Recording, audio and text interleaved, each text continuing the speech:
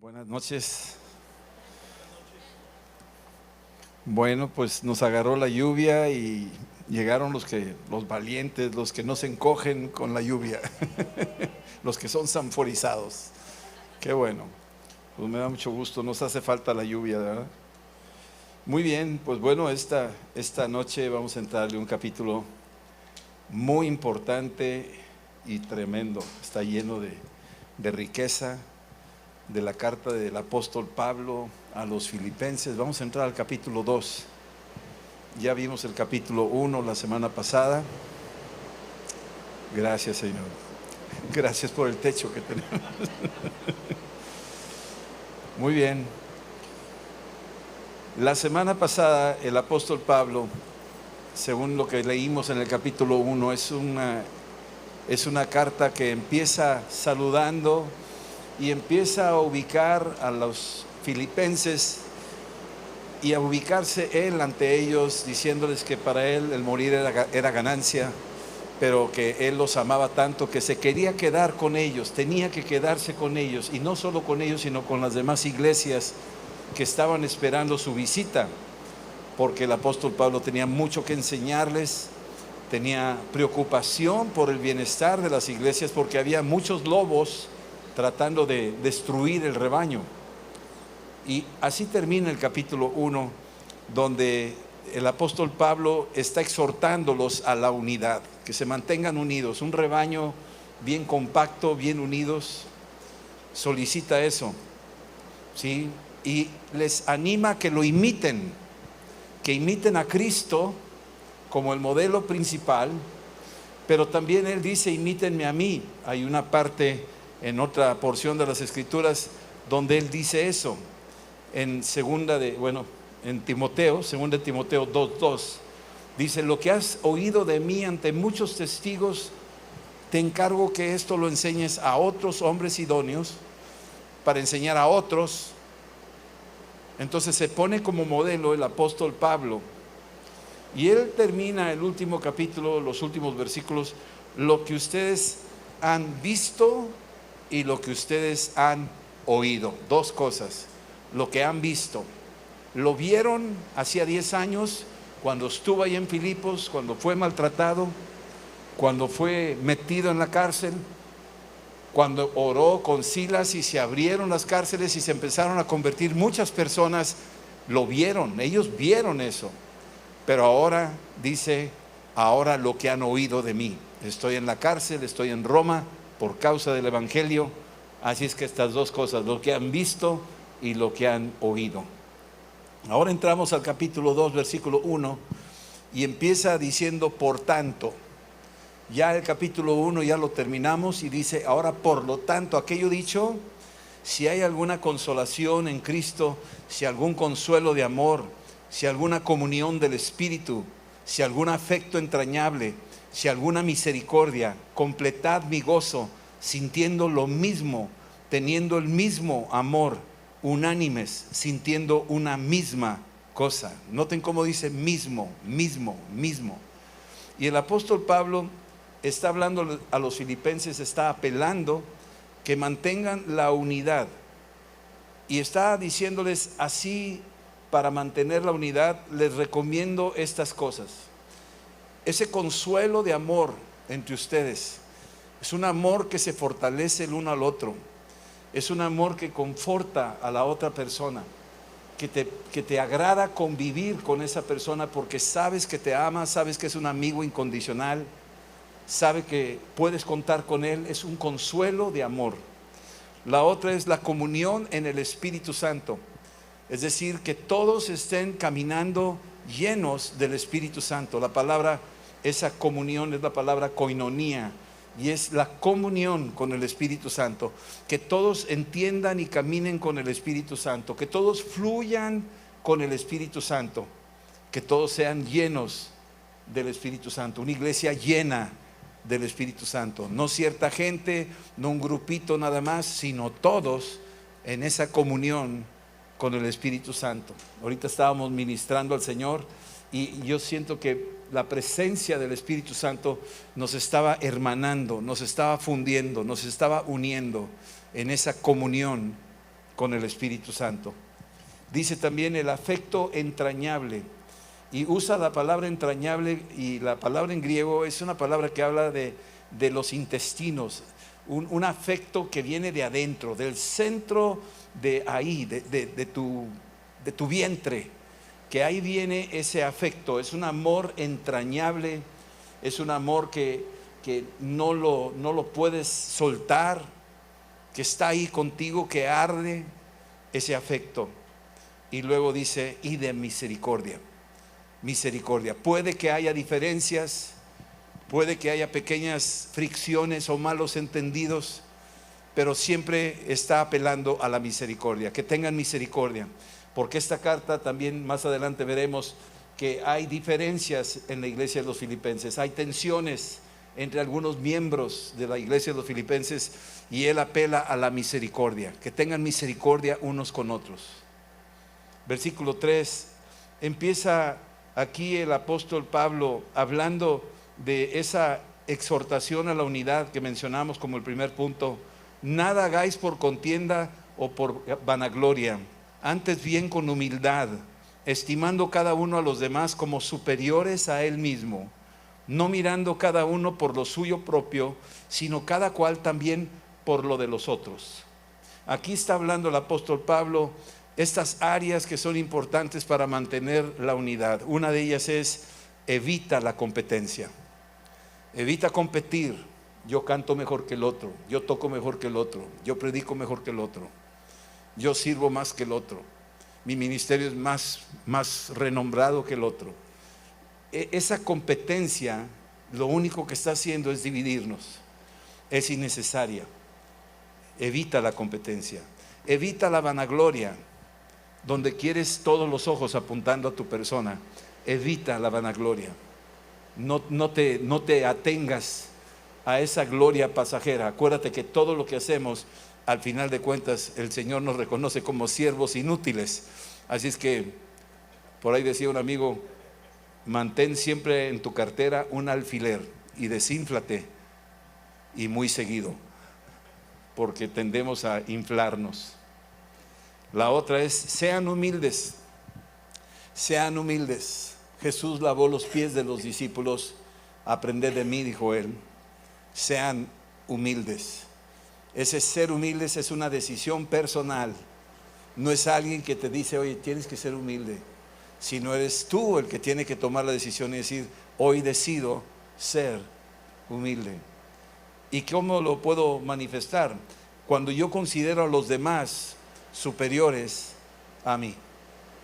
Considera a los demás superiores a ti. ¿Cómo luchamos cuando oímos a nuestros gobernantes echándole tierra al otro, sintiéndose superiores a otros? ¿Cómo luchamos con partidos políticos o con diferentes personas o hasta las instituciones, y compiten y se sienten superiores a los otros? Y aquí nos dice la receta contraria para mantener la unidad: es: considéralos mejor que tú, aprécialos, reconócelos, que sean eso como un estándar. Considera a los demás superiores a uno mismo. Y la última es: por tanto, ver por ti mismo, pero también ver por los demás. Qué bueno que puedes preocuparte por los tuyos y lo tuyo, pero una vez resuelto, empieza a bendecir lo que está a tu alrededor, empieza a bendecir a las personas que están a tu alrededor. Este es el consejo que está dándole el apóstol Pablo a una iglesia que está teniendo tensiones internas y que necesitan resolverlas, y el apóstol Pablo acaba de darles la receta. No compitan entre ustedes, no sean vanagloriosos, sean humildes, considérense entre ustedes uno mejor que el otro, de esa manera, y por lo tanto velen por sus propios bienes, por el bienestar suyo, pero el de los demás también. No se olviden de los demás. La segunda parte del capítulo 2 de Filipenses es el ejemplo de Cristo. Aquí entramos en una de las partes más importantes de la fe cristiana. Es algo que prestamos mucha atención. Por eso yo quiero pedirles que el Espíritu Santo revele lo que vamos a estar leyendo ahorita. Y el primer punto del ejemplo de Cristo es lo que estamos viendo en esta segunda parte. El ejemplo de Cristo. Jesús es nuestro ejemplo. Y tenemos que empezar a entender lo que es la actitud de Jesús. Si Él es nuestro ejemplo, ¿qué fue lo que Él hizo? ¿Cuál fue su actitud? ¿Cómo respondió Él? ¿Cómo se comportó Él cuando vino a la tierra? La actitud de Jesús. Versículo 5 dice el apóstol Pablo, ahora le dice a los filipenses, después de darles las exhortaciones, les pone el modelo y les dice: haya pues entre ustedes este sentir que hubo también en Cristo Jesús. Haya pues este sentir, la palabra sentir es, haya pues esta mentalidad, haya pues entre ustedes esta forma de pensar. Tengan esto como tu punto de referencia en tus pensamientos, como la central de tu voluntad, de tus emociones, de tus pensamientos. Esto debe de estar como el centro. Haya pues entre vosotros este sentir que hubo también en Cristo Jesús. Pablo los exhorta a los filipenses a imitar a Cristo, teniendo la misma mente, el mismo sentir. Había un monje alemán hace muchos años, en el siglo XV por ahí, que se fue a una cueva a buscar a Dios porque veía la religiosidad de su tiempo, veía la maldad en el mundo, en la ciudad en la que él vivía. Prefirió esconderse, subir y buscar a Dios con todo su corazón, y él escribió un libro que se llama Mi imitación de Cristo. Tomás Kempis se llamaba él. Mi imitación de Cristo. Es un hombre que se propuso de todo su corazón, como dice el apóstol Pablo, haya pues en ustedes este sentir. Y creo que no es fácil decir, sí, lo voy a sentir, sí, ya tengo la mente de Cristo. Sino tienes que luchar con algunas áreas, tienes que luchar con algo interno personal. ¿Cuál es tu motivación? Y entonces dice en el versículo 6, hablando de Jesús, el cual siendo en forma de Dios, la palabra forma de Dios es el cual era la naturaleza de Dios. La naturaleza de Dios. No estimó ser igual a Dios como cosa a que aferrarse. Ahora empezamos a ver a Jesús, que empieza el apóstol Pablo a describirlo, que Jesús venía en la naturaleza de Dios, la misma esencia de Dios. Se hizo hombre, se vistió de carne como nosotros, pero su esencia nunca la perdió. Decía en diferentes partes, y ahorita lo vamos a ver, mi Padre y yo uno somos. El que me ha visto a mí ha visto al Padre. O sea, la esencia de Dios estaba en él, pero se había vestido de carne. Esto es muy importante porque muchas religiones niegan la deidad de Jesucristo, niegan que Jesús es Dios. Y esto es el punto medular de nuestra fe, que Jesús, siendo Dios, se hizo hombre y habitó entre nosotros, se encarnó y habitó en un cuerpo de carne como el tuyo y el mío, se identificó al 100% con nosotros, mas sin pecado.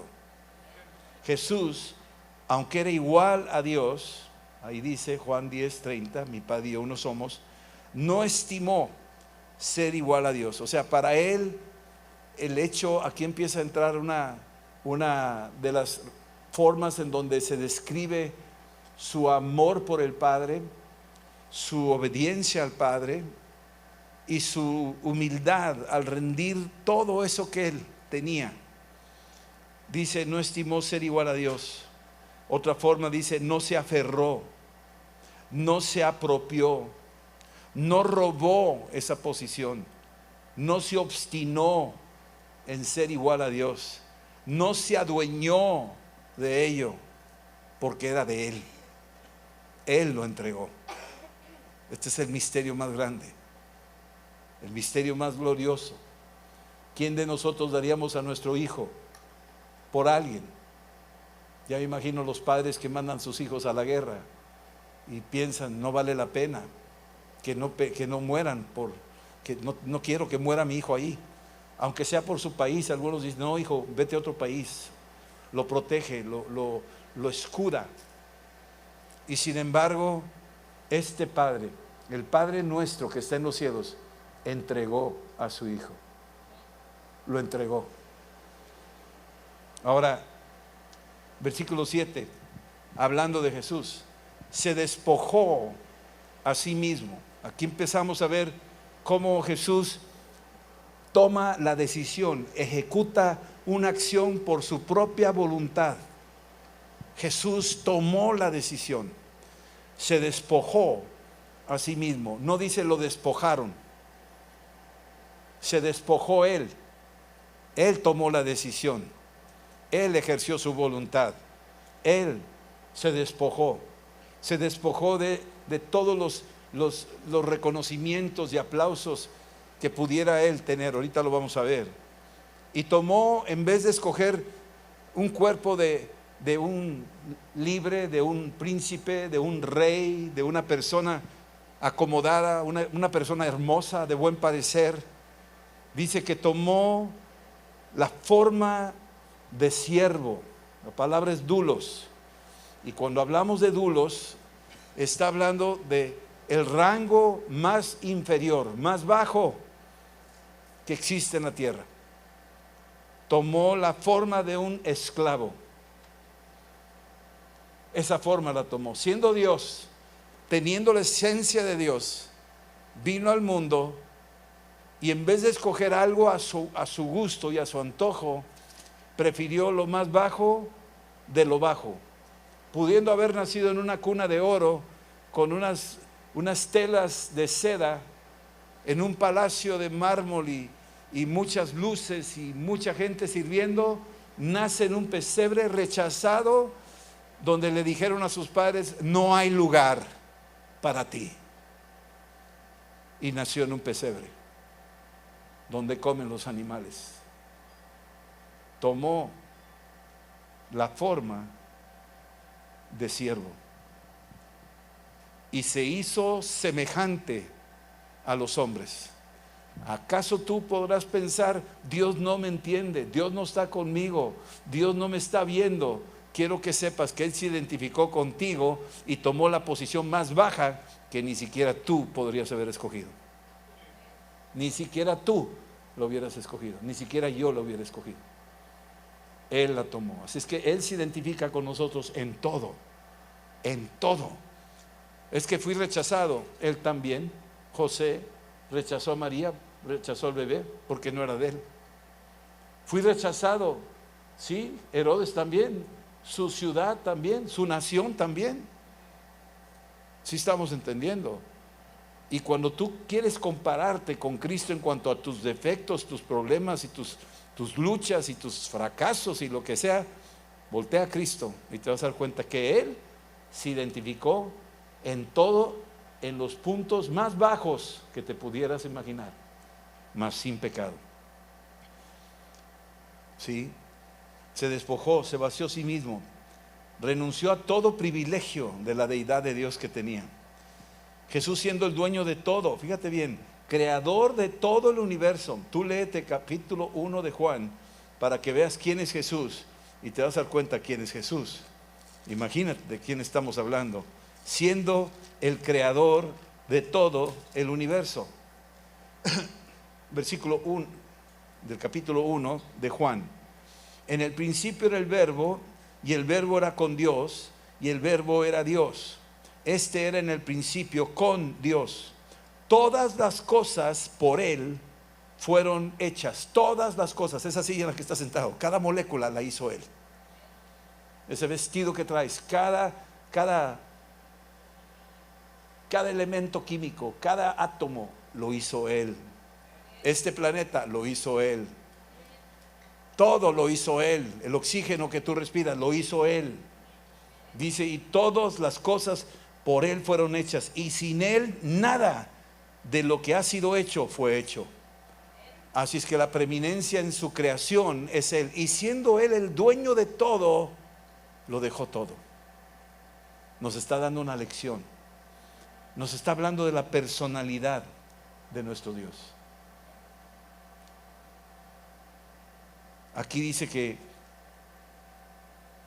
tomó este lugar de hombre. Jesús se hizo semejante, igual a los hombres, igual a todos nosotros, con todas nuestras limitaciones y fragilidades, pero retuvo su esencia divina. Los hebreos escribían la palabra Enosh. En el libro de Job aparece la palabra hombre, y cuando habla de hombre, la palabra, ya hay varias palabras. Hay una que se llama Adán, y hay otra que se llama Enosh. Enosh, la palabra cuando usan Enosh, y es Job el que la está usando, es una palabra que describe al hombre como un hombre frágil, un hombre débil, un hombre enfermizo, un hombre quebradizo, un hombre vulnerable. Eso es Enosh. Y él tomó la condición de Enosh, la condición de un hombre frágil, débil, enfermizo, quebradizo, vulnerable. Imagínate algún hombre como así, una persona así. Piénsalo. Ahí seguramente te acordarás de alguien. A lo mejor tú dices, pues yo soy ese, ¿verdad? Pero piénsalo un poquito. La segunda cosa que vemos en esta parte, en la segunda parte de lo que estamos estudiando, Jesús rinde su voluntad. Aquí es donde empezamos a ver a un Jesús que rinde su voluntad. Estando en la condición de hombre, se humilló a sí mismo. Imagínate, ya está en la condición de hombre, ya vino al mundo de una manera totalmente vulnerable, frágil, y aún estando en esa condición de hombre, aún así se precipita a niveles más bajos. Estando en la condición de hombre, se humilló a sí mismo. Oye, ya de por sí se humilló Dios y bajó y se hizo hombre, ya con eso es suficiente humillación. Pero aquí dice, no, no es suficiente. Ya estando en la condición de hombre, se humilló a sí mismo, bajó más. Se humilló a sí mismo, haciéndose obediente hasta la muerte, y muerte de cruz. Se humilló a sí mismo, mantuvo la obediencia al Padre y caminó hasta la cruz.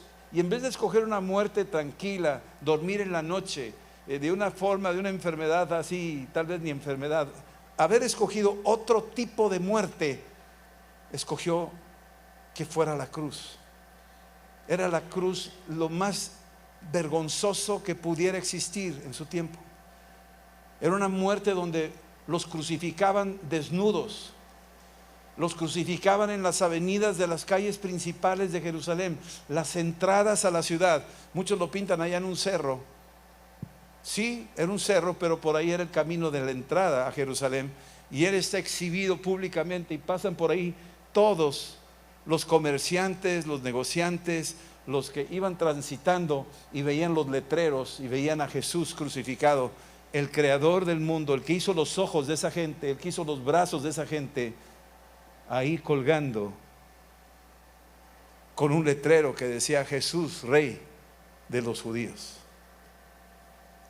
Eso es para detenernos un poco y contemplar y meditar en la magnitud de su amor y de su humildad. Escogió una muerte, y muerte de cruz. En esa condición, sí, obedeció, dice la Escritura, lo que estaba escrito acerca de él. Isaías 53, quiero que lo veas. Ya estaba escrito lo que iba a sucederle, y él obedeció lo que venía escrito. Él sabía esta escritura, él es la palabra hecha carne. Isaías 53 dice aquí, hablando un poquito de él, versículo 14 del versículo 50, del capítulo 52. Mira lo que dice aquí, versículo 13, Isaías 52, 13, para empezar. He aquí que mi siervo será prosperado, será engrandecido y exaltado, será puesto muy en alto. Wow. Está escribiendo aquí el Señor. Está diciendo algo. Está hablando de su hijo, el siervo. Y dice aquí, versículo 14, como se asombraron de ti muchos, de tal manera fue desfigurado. Cuando lo golpearon, no crees que le dieron así nada más suavecito. Los golpes le rompieron, tal vez abrieron la carne, los golpes, los latigazos. Fue desfigurado de los hombres su parecer, y su hermosura más que la de los hijos de los hombres. O sea, una hermosura que ni siquiera era atractivo. Así asombrará a él a muchas naciones. Los reyes cerrarán ante él la boca, porque verán lo que nunca les fue contado y entenderán lo que jamás habían oído. Y empieza el libro de Isaías 53:1. ¿Quién ha creído a nuestro anuncio? ¿Sobre quién se ha manifestado el brazo del Señor? Subirá cual renuevo delante de él, y como raíz de tierra seca. No hay parecer en él ni hermosura le veremos. No hay parecer, no hay hermosura. Sin atractivo. No era guapo para que lo deseemos. Fue despreciado y desechado entre los hombres, varón de dolores, experimentado en quebranto, como que escondimos de él el rostro. Fue menospreciado y no lo estimamos. Ciertamente llevó él nuestras enfermedades y sufrió nuestros dolores, y nosotros lo tuvimos por azotado, por herido de Dios y abatido. Mas él fue herido por nuestras rebeliones, molido por nuestros pecados, y el castigo de nuestra paz fue sobre él, y por su llaga fuimos nosotros curados. Isaías lo escribió 800 años antes de Cristo. Está esto plasmado en la Escritura. El profeta está describiendo, futureando lo que venía a sucederle. Cristo aparece en los tiempos de nuestra era, y él sabe esa Escritura. Vino a cumplir todo lo que estaba escrito acerca de él. Qué maravilla, qué difícil entenderlo. Se humilló a sí mismo. Dice, Jesús se hizo obediente, aceptó todas las consecuencias de su elección hasta la muerte. Aceptó las consecuencias. Cuando el padre dijo, hijo, bajas, dijo, bajo. Hijo, te van a hacer esto, está escrito. Acepto las consecuencias. Estoy dispuesto a pagar. Y Jesús escogió y aceptó el tipo de muerte, la más cruel y humillante. Ahora viene la respuesta del Padre. Ya que esto se realiza en la persona de Jesús, que se despojó a sí mismo y vino y se hizo hombre, y no solo hombre, se hizo esclavo, y no solo esclavo, sino en su caminar terminó crucificado, en una de las muertes más horribles. Ahora entendemos un poco más por qué lo hizo. Por amor a nosotros, por obediencia al Padre. Y cuando esto se realizó, entonces ahora viene la respuesta del Padre. ¿Qué responde Dios Padre a eso? Versículo 9. Por lo cual, es decir, debido a eso, Dios también lo exaltó hasta lo sumo. ¿Qué quiere decir eso? Que no hay un lugar más alto que ese. ¿Y cuál es ese lugar más alto? Es donde está Dios mismo. Ese es el lugar más alto. No hay lugares más altos que eso. Donde está Dios mismo es el sumo, es la parte más alta. Y le dio un nombre que es sobre todo nombre. Dos cosas hizo. Primero, lo exaltó hasta lo sumo, a la posición más encumbrada que pueda existir en todo el universo. Nadie ocupa ese lugar. Los hombres han querido encumbrar a muchas otras personas ahí. Quieren encumbrar a Buda, a Mahoma, a María, a Alá, y a todos los quieren encumbrar en ese. No hay quien ocupe ese lugar. Es Él el que lo ocupa. Por lo cual, dice aquí, como consecuencia de su obediencia, el Padre lo exaltó a Jesús hasta lo sumo, lo elevó a la posición más alta, lo sentó junto a Él mismo en su mismo trono. Yo a veces pregunto, ¿cómo funciona eso? ¿Está Jesús sentado en el trono? hay 3 tronos. Entonces, no, es un solo trono. Y entonces, ¿cómo está? O sea, mi lógica no me da para más. Es un solo trono, sí. Y está Jesús sentado en el trono, sí. Donde está sentado Dios Padre, sí. Entonces Jesús está sentado arriba del Padre. No, Jesús y el Padre es uno mismo, es uno solo. El que me ha visto a mí ha visto al Padre. Es uno. Así como tú eres uno. Tú eres Padre, tú eres espíritu, alma y cuerpo. Así. Es un misterio difícil de entender. Lee Apocalipsis 3:21 y ahí te dice: al que venciere le daré que se siente conmigo donde yo me estoy sentando con mi Padre. Y tú dices, ¿cómo es eso? Pues así es eso. Ahora Juan 17 del 1 al 5 dice algo tremendo. Dice, Jesús está hablando. Esta es la oración de Jesús en el libro de Juan. Estas cosas habló Jesús y levantando los ojos al cielo dijo: Padre, la hora ha llegado, glorifica a tu Hijo, para que también tu Hijo te glorifique a ti, como le has dado potestad sobre toda carne, para que dé vida eterna a todos los que le diste. Y esta es la vida eterna, que te conozcan a ti, el único Dios verdadero, y a Jesucristo, a quien has enviado. O sea, es indispensable conocer al Padre y al Hijo. No basta con decir yo creo en Dios. Que te conozcan a ti, el único Dios verdadero, y a Jesucristo, a quien has enviado. Yo te he glorificado en la tierra. Lo glorificó obedeciéndole. He acabado la obra que me diste que hiciese, que me hiciera hombre, que habitara entre los hombres, que sanara, que echara fuera demonios, que hablara de ti, que testificara, que llegara hasta la cruz, que muriera en la cruz. He acabado la obra que tú me mandaste en Isaías 53. Estoy diciendo, papá, misión cumplida, estoy listo. He acabado la obra que me diste que hiciese. Ahora pues, Padre, glorifícame tú al lado tuyo con aquella gloria que tuve contigo, subráyalo, aquella gloria que tuve contigo, subráyalo, antes que el mundo fuese. Antes de la creación. Jesús no es un ser creado. Antes de la creación, porque Él es el creador. Yo estuve contigo antes que el mundo fuese. También Dios Padre le dio a su Hijo un nombre. No nomás lo puso en una posición superior. Le dio a su Hijo un nombre que es por encima de todo nombre. Así es que todos los nombres se colapsan delante de ese nombre. Déjate de andar buscando otros nombres. Este es el nombre. Le dio un nombre que es sobre todo nombre en este siglo y en el venidero. Nadie puede ocupar su lugar.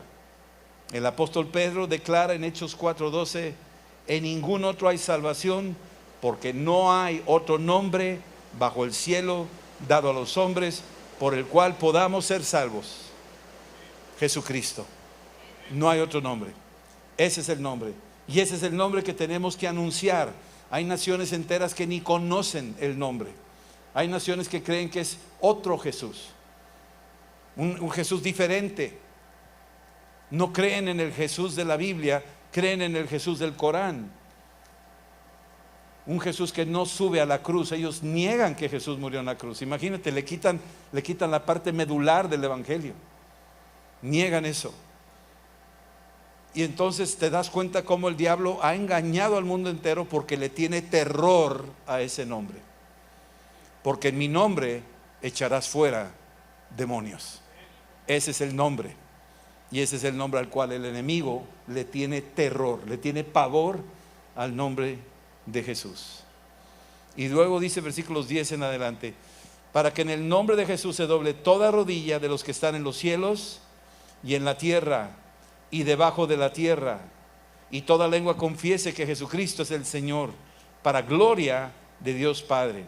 Así es que aquí habla de dos partes importantes. Número uno, toda rodilla se doblará en el nombre de Jesús.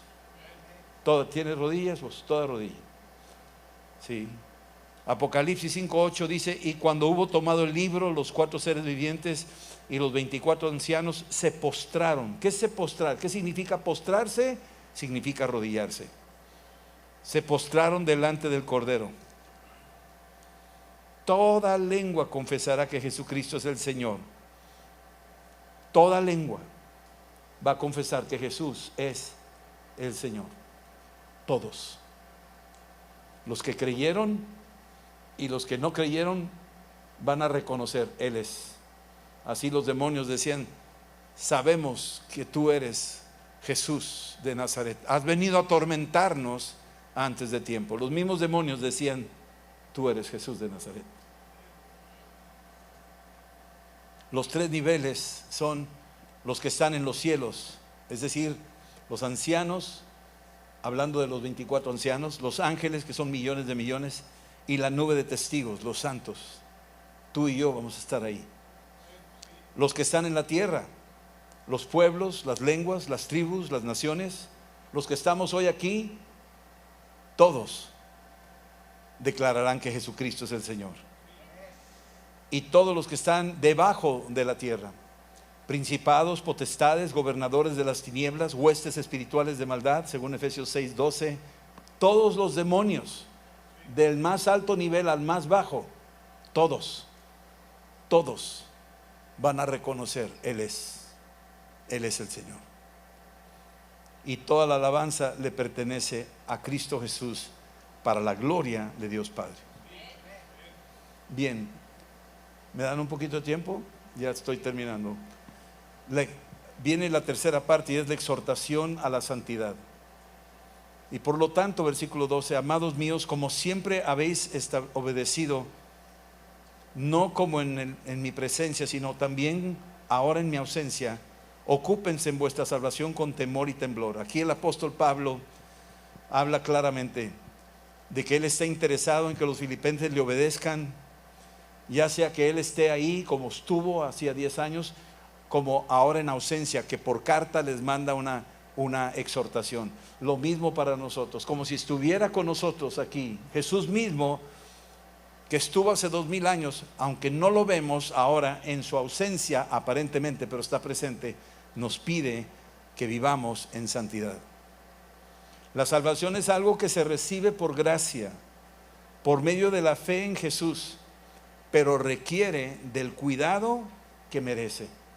Por eso debemos ocuparnos de nuestra salvación con temor y con temblor. Imagínate que se te confió una porcelana china que tiene 2000 años de haberse hecho, que cuesta millones de millones, y te la ponen en tus manos. ¿Cómo te pones? Con ganas de que no se me vaya a caer. Es más, prefieres sentarte, prefieres ponerla en una mesa, prefieres no moverte. Eso es lo que te está diciendo. Cuida tu salvación con temor y temblor. Muchos dicen: no, la salvación no se pierde. Aquí te advierte: cuídala con temor y temblor.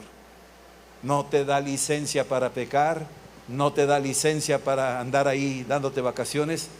Te dice lo que tienes que hacer: cuídala con temor y temblor. ¿Sí? Pensar que en cualquier momento podemos ser llamados a la presencia de Dios para rendir cuentas. En cualquier momento, mi amado.